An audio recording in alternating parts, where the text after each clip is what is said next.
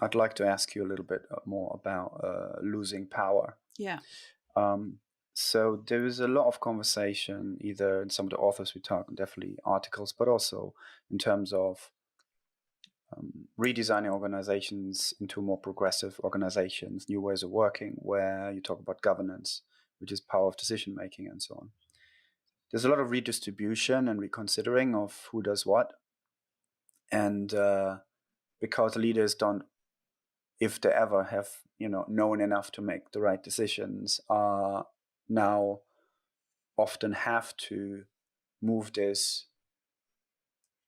their power of decision making further down the line because it's not scalable.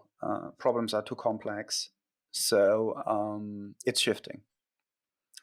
Losing power can therefore mean two things. I can lose power and I become less effective as a leader because the targets might not be hit. And I can lose power in a sense and redistribute that power to, let's say, the teams who have better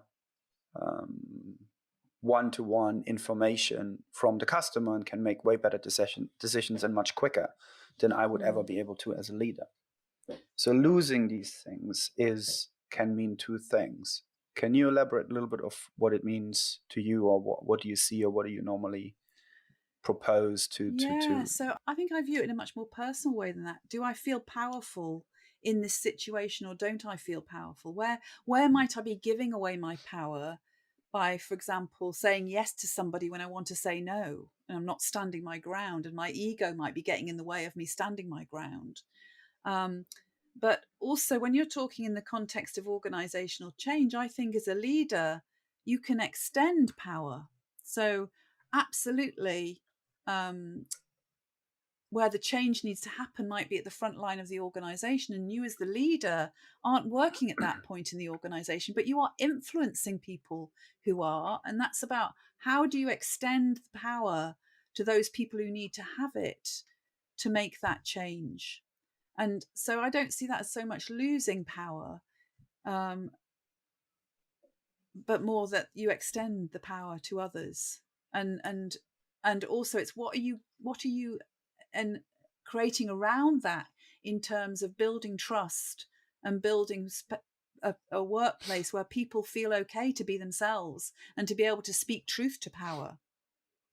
I think that's really important as well, because there's a lot that goes on in organizations. So much potential gets lost because people don't feel they're able to give honest feedback about what's really happening.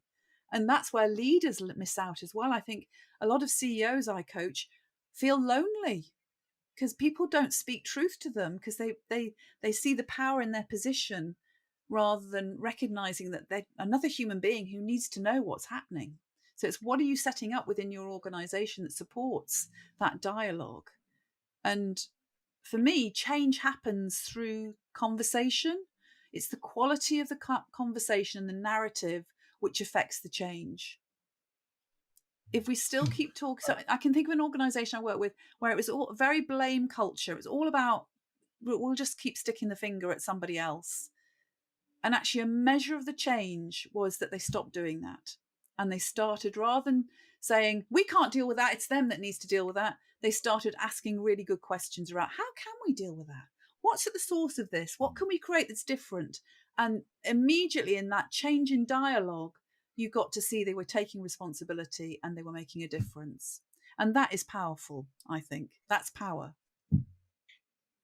And that really is. It's a great example of actual power, and it's an example of real, tangible change that gets felt across the organization. Yes. And I think that's the key. It's across the organization. It's not just in one silo, but it's about how can we work across and together and be aligned all together.